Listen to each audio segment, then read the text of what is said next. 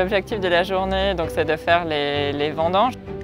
À partir de la 4e année qu'on peut espérer avoir une récolte suffisante et puis surtout une qualité de fruits qui est suffisante.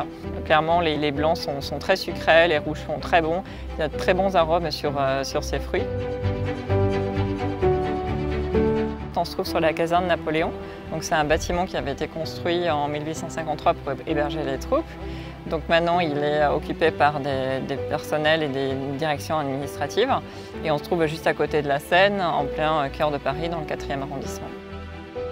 On n'imagine pas de l'extérieur qu'on va trouver un îlot de verdure, et qui plus est un îlot de verdure avec des abeilles, avec des pieds de vigne, des fleurs et des aromates. Donc c'est assez exceptionnel.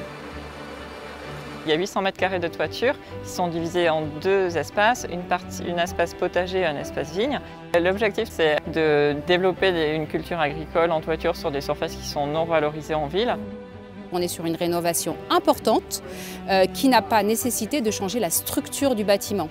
C'est un bâtiment des années 70 avec une dalle béton et avec une bonne étude, on a pu installer non seulement une rétention d'eau mais aussi derrière le substrat et la végétation, donc les potagers. Nous sommes fabricants de membranes d'étanchéité avec nos systèmes de membranes bitume. L'installation a été faite par l'entreprise Loesler, qui est un spécialiste de paysage, avec un substrat qui était conçu pour cet espace-là.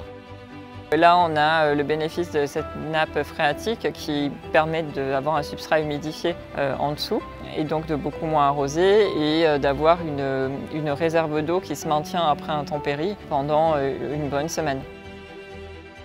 Quand nous avons installé le potager, on pouvait parler d'être un petit peu avant-gardiste. Aujourd'hui, un bon nombre de maîtres d'ouvrage, voire même des collectivités territoriales, sont dans cette démarche-là pour assurer un lien social, pour assurer de la biodiversité. La gestion de l'eau rentre aussi dans ce schéma-là. On doit mobiliser des espaces pour l'agrément, pour le loisir, pour le sport, etc. Et on n'a vraiment plus de place en ville. Pour nous, ce type de projet, c'est la ville de demain.